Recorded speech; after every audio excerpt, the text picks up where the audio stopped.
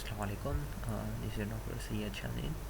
आज का जो हमारा कार्डियोलॉजी का जो सेकंड लेक्चर है वो है surface anatomy of the heart. इससे पहले जो हमने लेक्चर लिया था, फर्स्ट लेक्चर था, वो हमारा जो टॉरिक्स जो है तो उसकी सरफेस एनाटमी की हम बात कर रहे थे। आज जो हमने बात करनी है वो है हार्ट की जो सरफेस एनाटमी है, जो उसके जो सरफेसेस हो गए, बॉर्डर्स होंगे, उसमें हम बात करेंगे। तो सल्लम का इरशाद है कि अल्लाह ताला को सिर्फ वही अमल कबूल करते हैं जो सिर्फ अल्लाह की ही रज़ा के लिए हो और उसके करने से अल्लाह ही की रज़ा मकसूद हो। चलिए हम अपने टॉपिक पे आते हैं। तो ये हार्ट का स्ट्रक्चर होता है जो आपने इस सारे एनाटमी में, हार्ट की एनाटमी में आपने फिर आगे जाके पढ़ना है। इसके लेफ़्ट लंग के साथ कौन से एरियाज होते हैं, इसके वेंट्रिकल्स कौन से होते हैं, सेप्टम्स कौन से होते हैं, वगैरह वगैरह सब पे हमने आज बात करनी है। तो हार्ट जो होता है ये इसके 4 चैम्बर्स होते हैं और इसका काम ये होता है कि पूरे बॉडी को कॉन्स्टेंटली ब्लड जो है उसकी फ़्लो करवाना होता है। और इसकी अगर एनाटमी को हम इजीली हम पढ़ सकते हैं, इसको 3 हिस्सों में हम डिवाइड करते हैं। सबसे पहले पेरिकार्डियम आता है। पेरिकार्डियम क्या चीज़ है? एक फ्लूइड सैक होती है जो कि हार्ट को इसने इनक्लोज़ किया हुआ होता है और जो इसके साथ साथ दूसरे भी पार्ट्स होते हैं, जैसे कि इसका फाइब्रस पेरिकार्डियम एंड सेरस पेरिकार्डियम।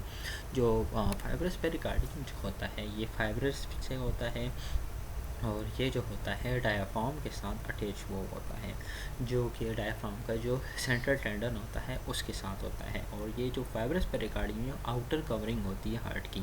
फिर इसके बाद जो सीरस पेरिकार्डियम होता है ये 2 तरह के उसमें होते हैं। ये इंटरनल पार्ट होता है, इंटरनली कंडक्ट होता है, एक पेराइटल लेयर होती है, एक विज़रल लेयर होती है।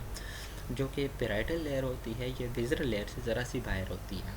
ये खुद फिर 2 चीज़ों में डिवाइड होता है और इसके बीच में क्या होता है, पेरिकार्डियल फ्लूइड होता है जो कि हार्ट के बीटिंग को कंट्रोल करता है, उसके फ्रैक्शन को कंट्रोल करता है।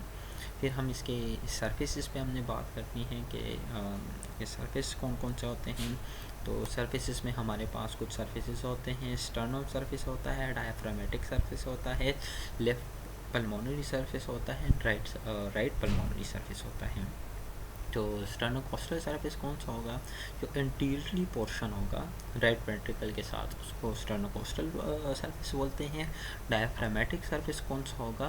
जो इंफीरियर पोर्शन जो होता है जो लेफ्ट वेंट्रिकल मिलके बनाता है। अब आता है लेफ़्ट पल्मोनरी सरफेस, ये कौन सा होगा? जो लेफ़्ट वेंट्रिकल मिलके बनाता है। और राइट सरफेस कौन सा होगा? जो राइट एट्रियम मिलके बनाता है। तो ये इसके 4 सर्फेसिस है जो कि हार्ट के सर्फेसिस होंगे, जो आपको इसके बारे में पता होना चाहिए। फिर इस हार्ट के कुछ अस्कल्टेशनरी एरियाज़ पे इसके बारे में हमने ज़रा सी बात भी की थी। ये इम्पोर्टेंट भी है, आपको यहाँ से ऑस्कल्टेशंस, यहाँ पे स्टेथोस्कोप रख के आप हार्ट की बीटिंग को भी मालूम कर सकते हैं। तो सबसे पहले जो हमारे पास आता है वो है आयोटिक एरिया। आयोटिक एरिया कौन सा होता है? जो सेकंड इंटरकोस्टल स्पेस होता है राइट साइड पे, स्टर्नम में राइट साइड पे सेकंड इंटरकोस्टल स्पेस जो होती है वहाँ पे आप क्या कर सकते हैं, आयोटिक एरिया होता है, वहाँ पे आयोटिक वॉल की साउंड सुन सकते हैं। पल्मोनरी एरिया कौन सा होता है? तो पल्मोनरी एरिया वो वाला एरिया होता है जो कि सेकंड इंटरकोस्टल स्पेस के पास होता है, लेकिन ये लेफ़्ट साइड पे होता है। एयोटिक साइड कौन सा होगा? Right side. And pulmonary area कौन सा होगा? जो लेफ़्ट साइडेड होगा। ट्राइकैप्सिड वॉल कहाँ पे होता है? ये वाला पार्ट जो होता है ये स्टर्नम के लोअर लेफ़्ट साइड पे होगा, स्टर्नम के लोअर लेफ़्ट साइड पे। माइट्रल एरिया कहाँ पे होगा? जो 5th इंटरकोस्टल स्पेस जो होता है वहाँ पे होगा, लेफ़्ट साइड पे 5th इंटरकोस्टल स्पेस पे। वहाँ पे जो मिड क्लेविकुलर लाइन जो होती है, जो कि पिछले टॉपिक में हमने भी पढ़ा था, वहाँ पे माइट्रल वॉल की साउंड हम सुन सकते हैं। तो ये आज का हमारा टॉपिक था, इसी था। इसके कुछ ऑस्कल्टेटरी एरियाज़ होते हैं जहाँ पे आप हार्ट की साउंड सुन सकते हैं।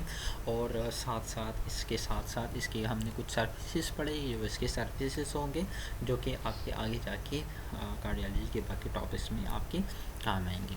Thank you. उम्मीद है आपको आज का टॉपिक समझ आ गया होगा। Thank you.